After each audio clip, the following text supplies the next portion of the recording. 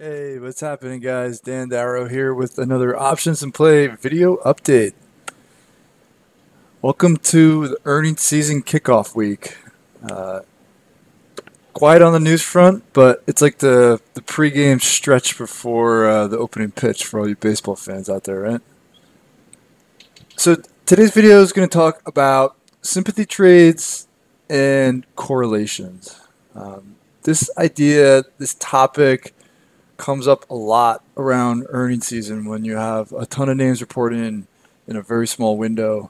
So, really great time to kind of dig into the meaning and kind of the why sometimes it can be like a really attractive opportunities with these sympathy trades. Uh, so to kind of define the idea of a sympathy trade, it basically means, long story short, that you are targeting a move on a stock that is going to have news, and you want to capitalize on that move with a closely correlated peer. So what this means is you want a company that operates in the same business or segment or even like the same sector as a company that's scheduled to report. So, for instance, airlines, obviously, banks. There's some industrials. I mean, insurance companies. You know, there's a lot of names that have very similar businesses or operate in a very like maybe small segment and tend to have similar results, right? So, just because it's a big bank week, I mean, what's good for J.P. Morgan, most likely is going to be good for Bank of America. That's an easy way to describe it. We'll get into more into like the math behind it as we get going here. So you heard me just say correlation. If you're unfamiliar with that term, correlation is basically the term the finance world uses, which means the degree to which two stocks move together. So, for instance, a zero correlation means that two stocks, whichever two stocks you have, maybe they they don't have any relation to one another at all. So that'd be like, so I have Delta up here on the screen. So Delta and Amazon, right? They're probably don't.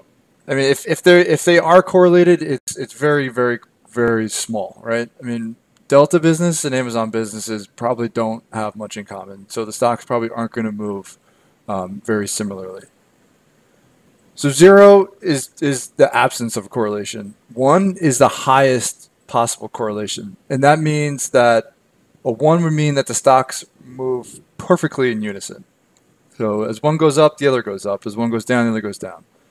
You can also have negative correlation. So that's basically what that means is that stock will move inverse to one another. So a negative one would mean that as company A is going up, then company B is going down. And as company A drops, then company B rallies. Okay, makes sense. Pretty simple idea, and that's what correlation means.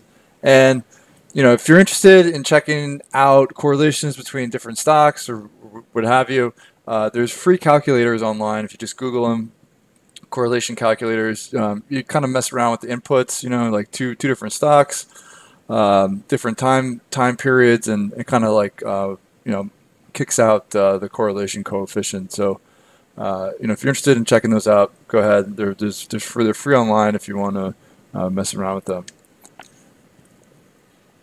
So getting back to the names that reported this week, I have Delta up here, right, and then American Airlines this is the blue line.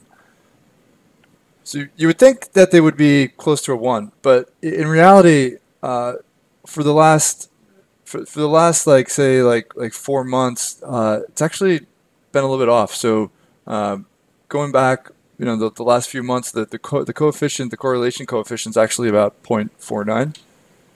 So They are obviously correlated, but not as high as you would expect, considering how similar the two businesses are. Going to J.P. Morgan, and let me change this real quick.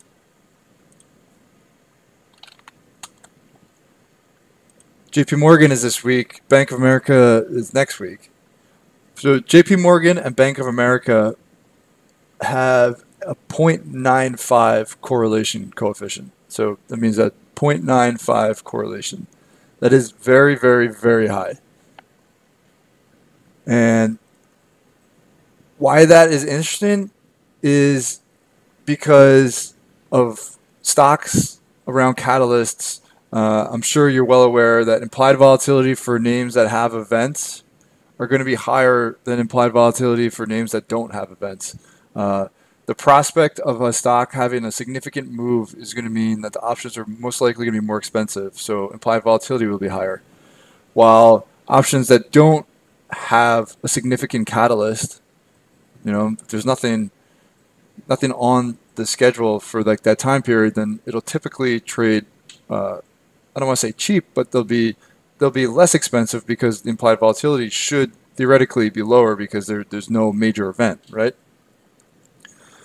So how does this affect earnings? Well, if JP Morgan is reporting this week and Bank of America is not reporting until next week, then that means that JP Morgan options are going to have higher implied volatility, right? Because they're going to have an earnings catalyst. Whereas the Bank of America options for this week don't have a catalyst. And they should be trading at a lower price, correct? But we just said that the correlation between the two is very, very, very high, 0.95. So if JP Morgan has a significant move, odds are that Bank of America is going to follow along with it because of how closely correlated the two stocks are. So I went ahead and I looked at the options just for this week, right? JP Morgan is pricing in, the weekly straddle for JP Morgan is pricing in about a 2.65-ish, 2.7% move. That's the options that go through earnings this week. Bank of America, on the other hand, is about 2.25. So, almost like a 0.4, 0.5 percentage point difference in what is priced in this week for each stock. But, going back and seeing how high the correlation is, I mean, if JP Morgan's up 4%, there's a strong possibility that Bank of America is going to have a similarly large move, right? Just because of how closely correlated these things tend to move.